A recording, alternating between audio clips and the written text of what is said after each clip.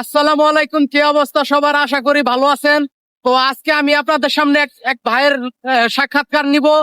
ভাইটি লেবাননে থাকে, লেবাননে তুরুম্বাই কাজ করে। তো দেখেন ভাই কি বলে।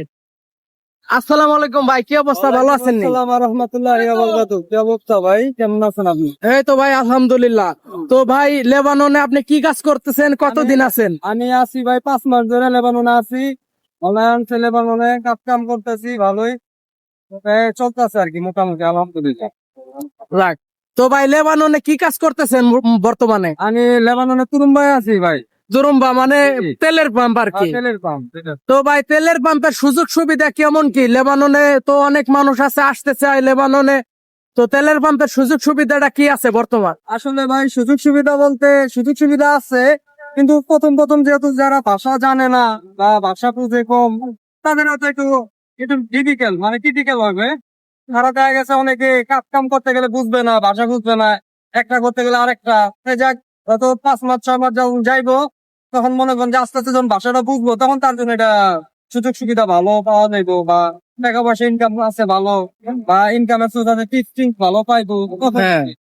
তো ভাই আপনি যে তেলের পাম্পে কাজ করেন ওইখানে বেতন কেমন কি পাওয়া যায়? ভাই এখানে বেতন বলতে $250 বেতন। জি। $250 বেতন। মনে করেন যে মাস শেষ হলে দেখা গেছে আপনার $300 ফিক্স পাওয়া যায়। হ্যাঁ হ্যাঁ। $300 মিলে দেখা গেছে ওটা দিয়ে শেষে পাঠায় মিলাই জি। দিলে। এই ভিতরে আবার নিজের খাবার খরচ আছে, প্রায় $150 নিজের খরচ যায়। তো বাকি যে $400 আর কি পাঠানো যায়। জি জি। তো যারা ভাই লেবানন আসতে চায়, যারা অনেকে আমাকে জিজ্ঞাসা করে তেলের পাম্পে আইসে কাজ করার জন্য, মানে তাদেরকে আপনি কি বলতে চান? আসলে তাদেরকে ভাই বলতে চাই, যদি আপনারা আসতে চান, আগ্রহ থাকে, লেবাননে আসবেন, তুরুম্বায় কাজ করবেন, তাহলে আসতে পারেন, ইনশাআল্লাহ সুযোগ সুবিধা ভালো পাবেন। কিন্তু আপনারা যদি কিন্তু ভাষাটা যদি মোটামুটি আয়ত্তের ভিতরে নিয়ে আসতে পারেন, তাহলে মনে করি যে আমি আপনাদের জন্য সবচেয়ে বেটার হয়।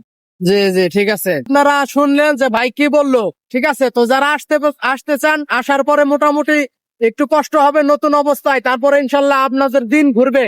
ঠিক আছে, ভালো থাকতে পারবেন ইনশাল্লাহ। তাহলে ভালো থাকবেন সবাই। আচ্ছা, আসসালামু আলাইকুম ওয়া রাহমাতুল্লাহি ওয়া বারাকাতুহু।